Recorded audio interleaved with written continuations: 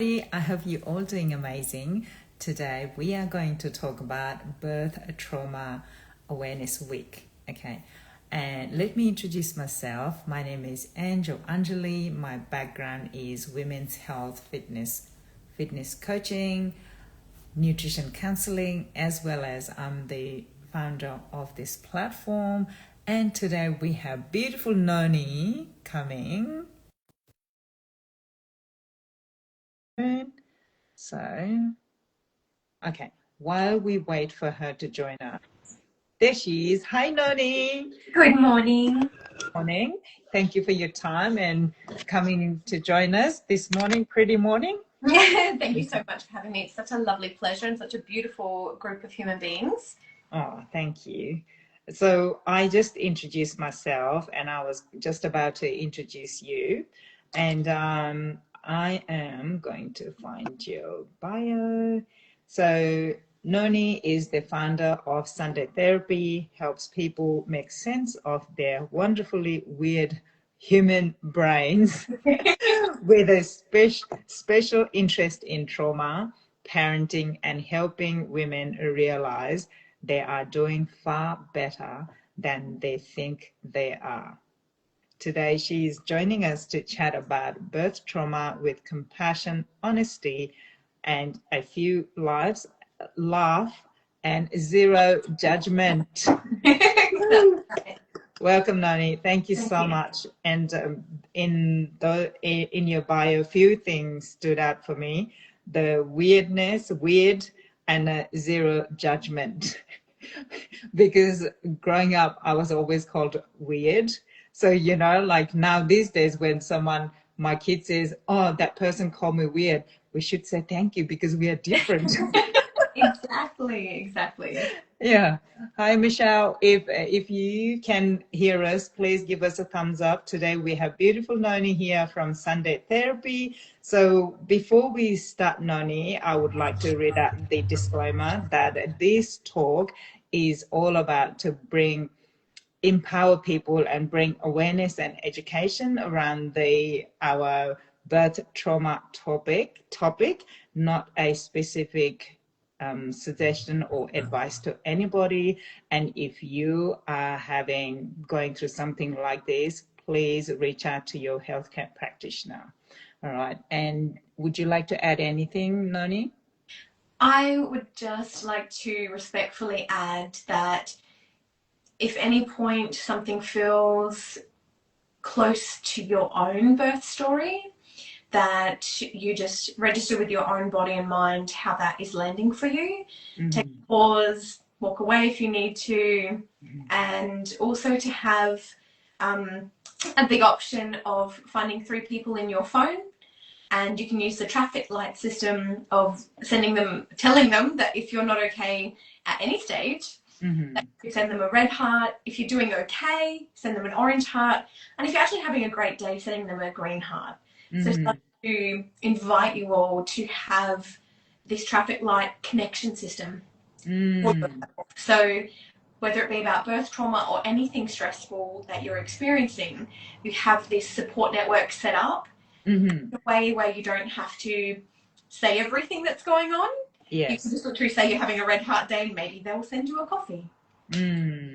Yes, and it's vice versa, right? The other person is having, it's like a little group of people who are just checking on each other.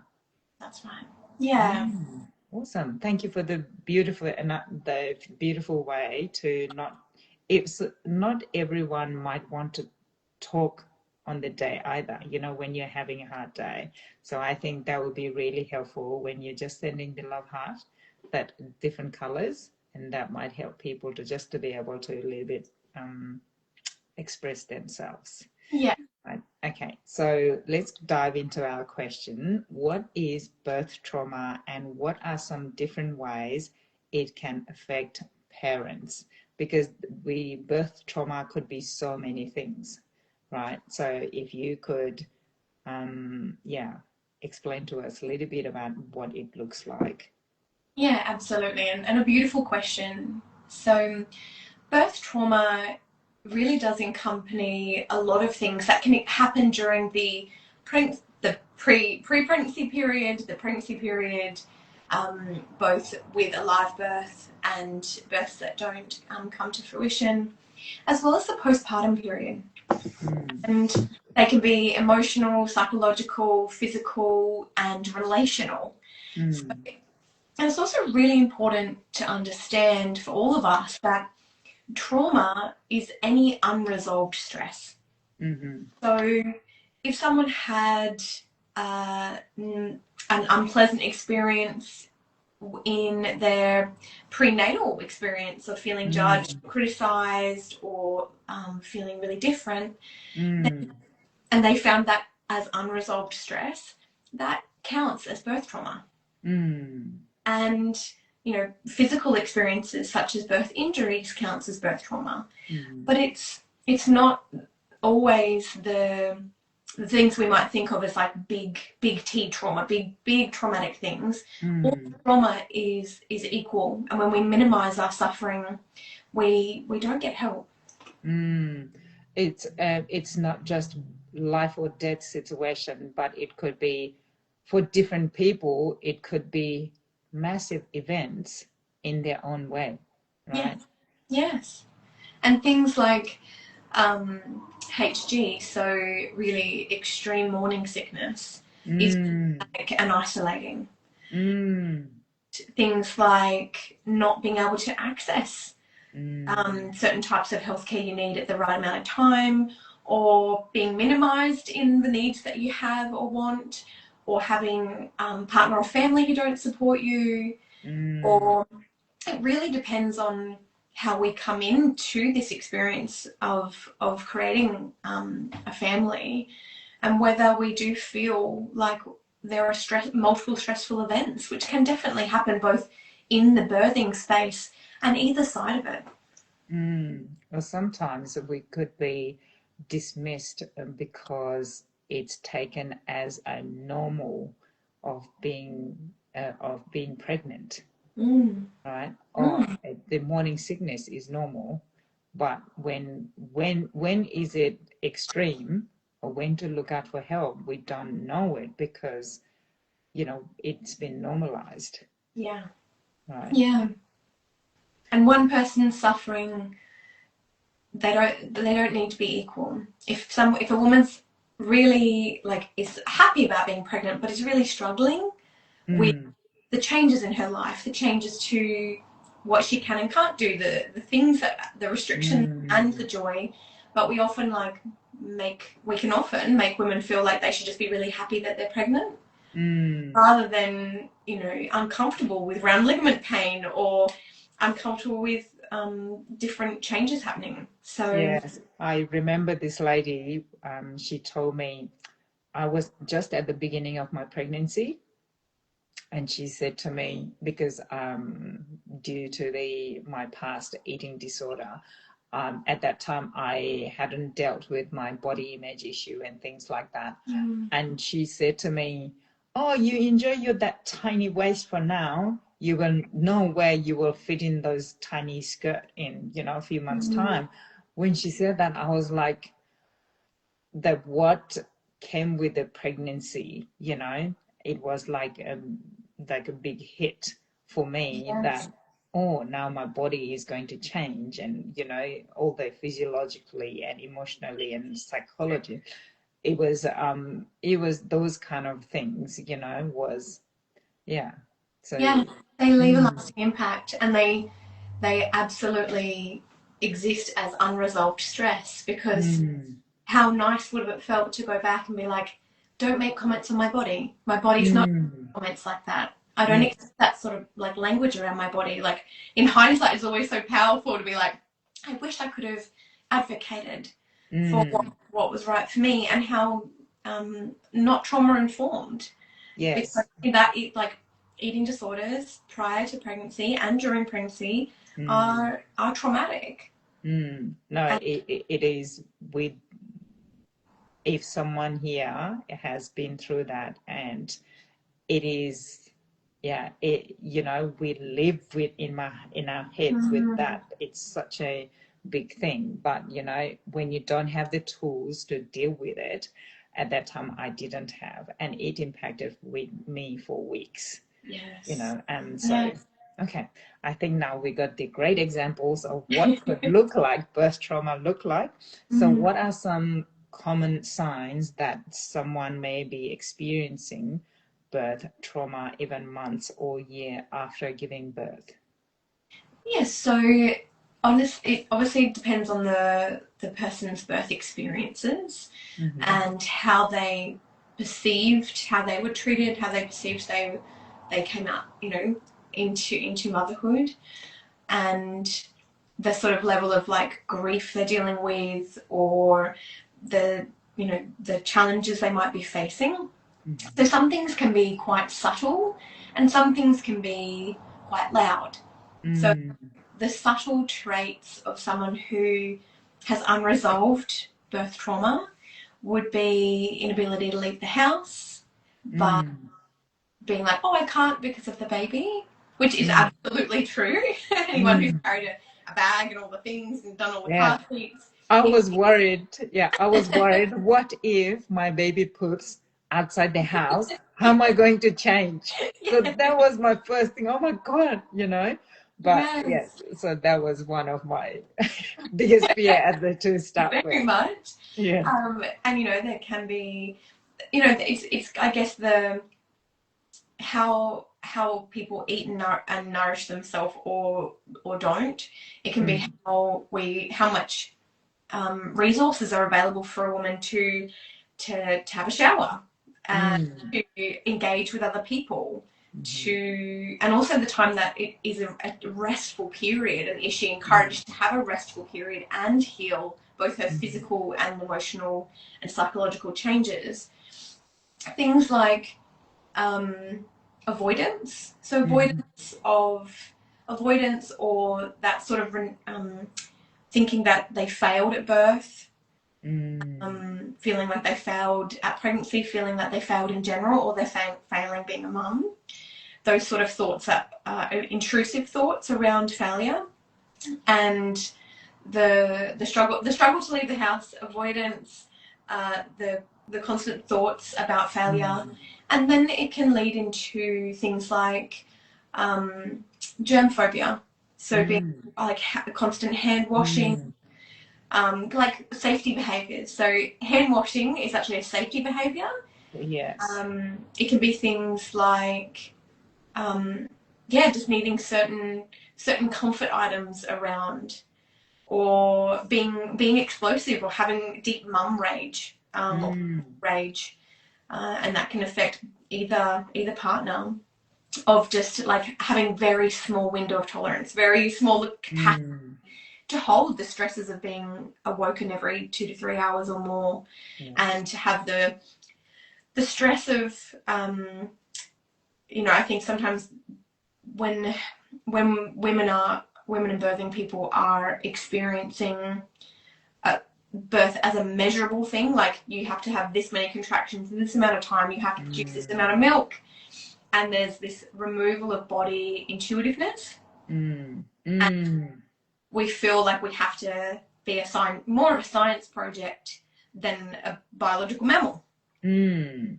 And there's obviously in the types of births that we have as well, I've like being a cesarean parent myself, and my wife being a vaginal birth parent, there are two totally different types of births and two different Mm, types of support and two different types of stigma.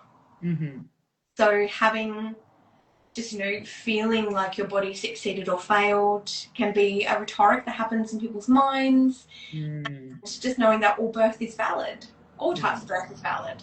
mm, And yeah, the signs and symptoms are really when you just really don't feel yourself, more so than you thought you might have.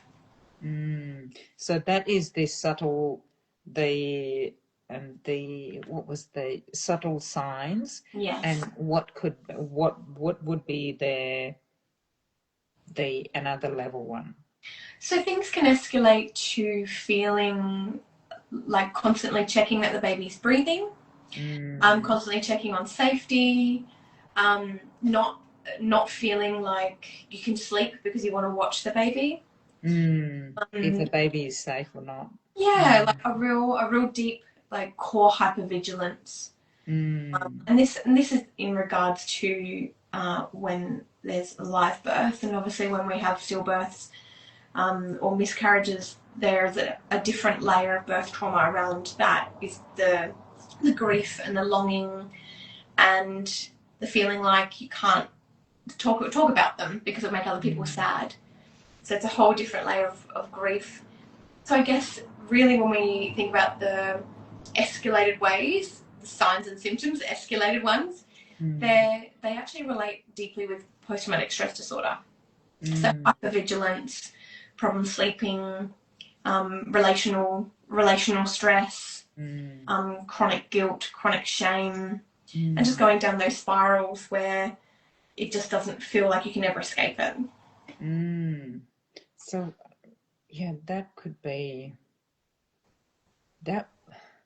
It really, makes me feel like massive, the responsibility of how that the subtle one that you said, it doesn't, the avoidance and constant thought of failure and the safety of the baby, right? So those things, it doesn't sound a small thing for me, right? The subtle one. And so how do we even know that it has escalated to another level and we start looking for help? So I actually feel like it's quite, and many other people may agree, is that it's quite a sacred time that does need to be supported. And I actually recommend, so everyone can access their birth notes. We're allowed to request our birth notes, whether we have a midwife or we have a hospital birth or a home birth. You're allowed to request your medical notes. And I would highly recommend that every woman who's ever birthed they access their birth notes and with a professional, whether a trauma counsellor or a midwife, actually have the opportunity to rehear birth. Because when you're in birth, you are in a total liminal space where you're not, time slows down, some people could say, depending on it. So when you actually get to sit down and like really go through and actually have someone go, you did a beautiful job, and this is what it looked like from the outside. And these are the great things, and have that really clear and kind walkthrough of their birth experiences, because every birth is different too.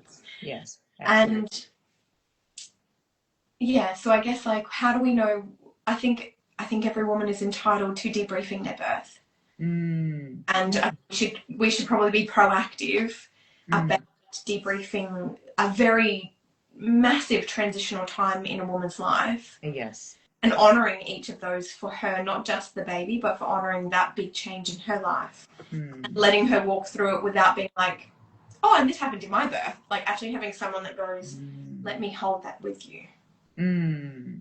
Yeah. Tell me more about it. Yeah. So KJ Williams 82 says birthtrauma.org.au have many resources available both for parents and families and clinicians. Amazing. Yes. Thank you so much. Thank you for the information. Yeah. So going through those resources, they are, you might be, if you don't want to, if you just want to read it out and find the support, that is another great resources there.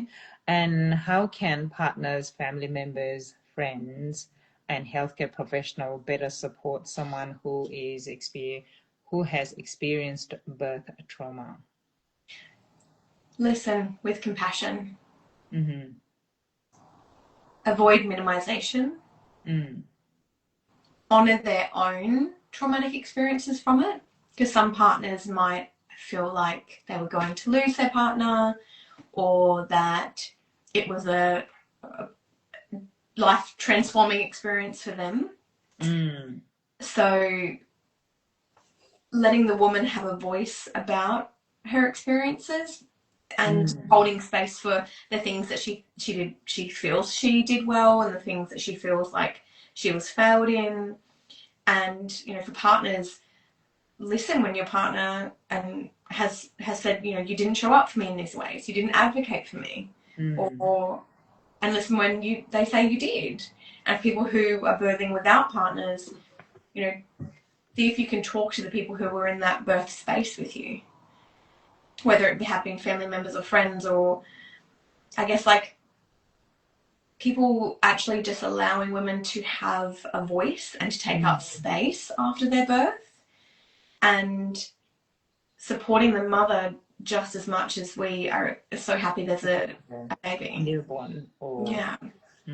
So like with maternal, like parent mental health, primary determinant of a child's mental health. Yes. The more we care for parents and caregivers, the better outcome babies have. So really it's that empathetic listening and not performative empathy. So performative empathy might, you know, be in a mother's group, and then a mum might be like, oh, I had this birth, and someone might pop up and go, but I had this birth, and it's that's actually not, that's performative empathy, responding with your own experience. When we're in that really fragile place, and as a trauma therapist, it's something that we're highly aware of, is that you just need to breathe and actually have your own, like, tell your story and let it be told without judgment and without, oh, me too.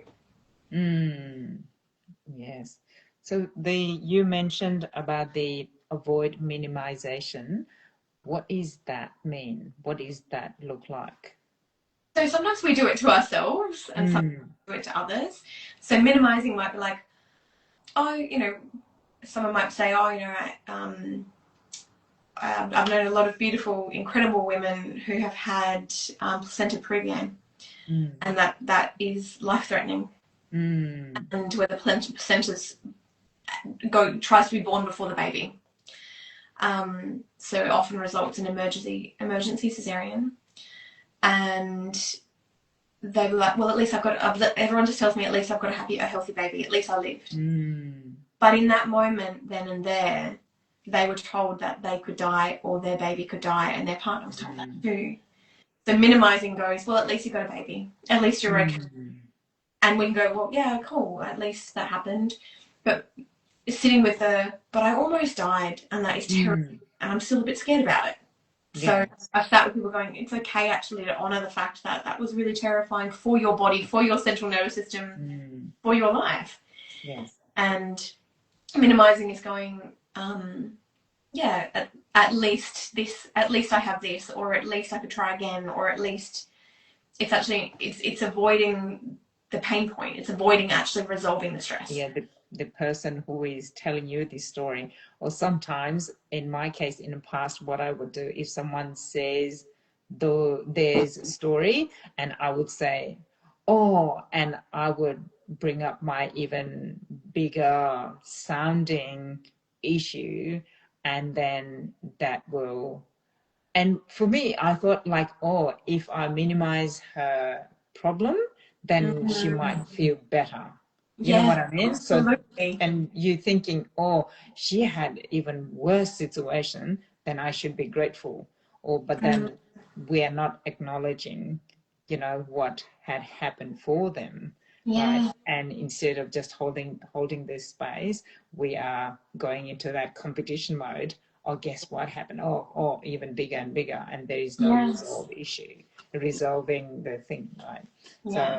So that is okay. I understood now the minimization. I think there's only like one caveat to that, is that when we have neurodiverse brains process through story sharing relating.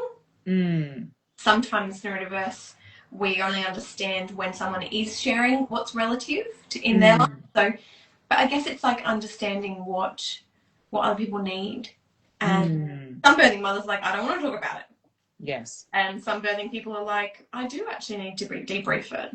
And I guess like when you start noticing someone being deeply dysregulated or really not themselves, not just losing their identity, but losing their rhythm and routine in their own sense of who they are. That is some big words there. losing themselves for who they are. For someone who is listening today and recognizes themselves in this conversation, what message of hope you would like them to live with? You are already the best parent for your child. Mm-hmm. You did enough, and you are enough. Mm-hmm. And babies choose their birth too. It's not just on the birthing person.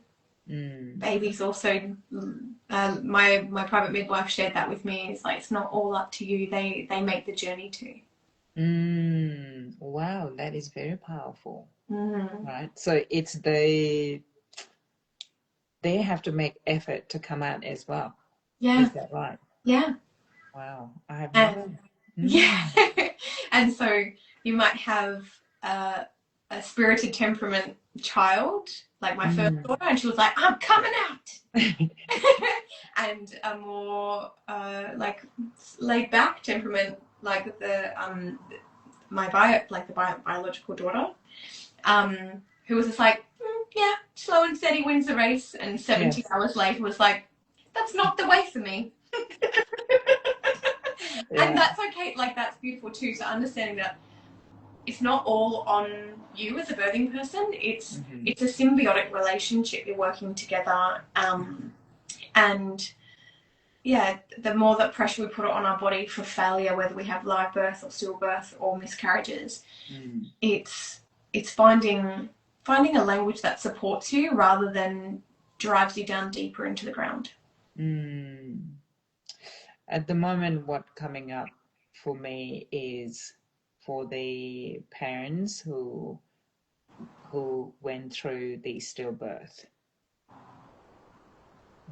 In that space, it's very touchy space, and I always like to be really inclusive. How would you take care of them, you know? Yeah, I think from experience with people who have gone through that, there's nothing that makes it better. Like, how could it ever how can it be made better? It's not necessarily about making it better. It's about making space where the grief lives, because grief is love that has nowhere to go.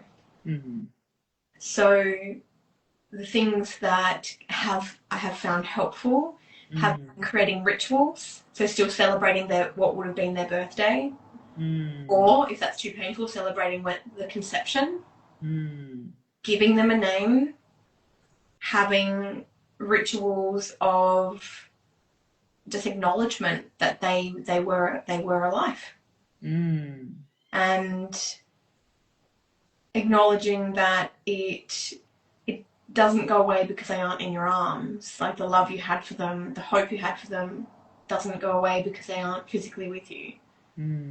So creating space and conversations around the fact that it's okay to love, to still love them. Yeah. To acknowledge them. And the same goes with, I guess not the same, something similar is when people have miscarriages, or when people are going through long, like fertility journeys. Every cycle they're hoping for a baby, and every cycle that it doesn't come to fruition, they go through a cycle of grief, and actually honouring that with grief rituals. Yes. That is another thing. It's a growing thing, isn't it? Yeah. Because we don't see it as often. Not everyone is going to share their journey, or we do see more and more of people going through IVF journey. But saying that, there would be so many people going through that, and to be able to honor that, and you and your baby matter, and your family matter, right? It just because lots of times, like in the past, I would have it's not okay, right? In the past, I could, the people, like the other people, was like minimization, like you said earlier, right? So we have to try not to do that, and be aware, to hold this space. And listening was the one of the big thing that I learned. And grief is love where it has nowhere to go. Is that what you said? Yeah. Wow. Mm, that is that is a very what do you call, not heavy. That is very like a gold nugget. You Yeah, know. it's So like the same side of it, the same, like opposite side of a coin. So love and grief. So when we love when we risk loving something, we also risk losing it. Yes, and it's the biggest fear Yeah. for me. As I'm learning to be able to let go. If you love somebody, then you have to be able to let go. All right, Noni, thank you so much for this beautiful Absolutely. conversation and heartfelt conversation. Yeah, so where can people find you? So www.sundaytherapy.au or Sunday underscore Sunday underscore therapy underscore on Instagram, Instagram, right? and get help. It's okay to get help. It's okay to go, hey, I don't think it was that bad, but then notice that you have a short fuse or you're devastated a lot of the time. Get help sooner rather than later. So, and there are so many resources, So right? many beautiful resources. I actually really love, I'll put a link of it. The C-section hub is fantastic for women who have had C-section. There are so many beautiful, amazing midwives out there who are so happy to have birth debriefs. There's trauma therapists out there like myself who would absolutely adore to hold space for people who have had experiences that they just want to have comfort and soothing and put down, because those experiences might be driving behaviors that you don't know you don't want and don't know where it came from. Yes, the driving behaviors is like old cycles, and you don't realize how it is impacting you doing things, all the things that from your what you learned from your past, Yes. right? I am lots of my things unfolding and recognizing that and realizing it and be able to let go has been the biggest journey at the moment. And it is incredible how we get into this cycle and patterns to keep ourselves safe. Yes. And but it's not serving anymore. Yeah. But we have to let go, right? So Yeah, absolutely. And I think there's so much beautiful language. I think language and vocab really matter when it comes to understanding our bodies and our unresolved stress. And I think there's been a big language around like that we store trauma, that we hold trauma. And I think that's quite debilitating as particularly like biological, like women and men, of being like, oh, I've got to carry it around with me. It's always with me. But our biology isn't like that. Our biology is, we're mostly fluid. We're mostly water. So things are always moving and changing and adapting. So when we have this in the back of our mind that we're holding trauma, it's a very heavy, like hopeless feeling. It's more that we create safety pathways, so neural pathways in our brain that create safety triggers, like a fail safe. If this behavior happens enough, we create a fail safe to stop that pain from happening. But we don't store in our body. We don't store trauma in our body. It's a constant. That I guess that language undermines the incredible like ability of our body to regenerate and heal. Oh, we could talk for hours. I appreciate you having me, lovely. Yes, thank you so much, everyone, for being here and watching our live. And if you're watching later and you need support, please reach out to Noni or yeah, we will. And Noni, are you going to send me some resources to put Yes. on the caption? Yeah, that would be amazing. And like we mentioned earlier, birthtrauma.org.au. Please go and have a look. And most of all, I think if you're struggling, just to go and see your healthcare practitioner. Yeah. And this is only to bring awareness and empower you with a little bit of information. And that's about it, right? Beautiful. Okay, thank you, Noni. Thank you so Thank much you. for being here. And yes, thank you. Have an amazing day, everybody. Thank you. Bye-bye.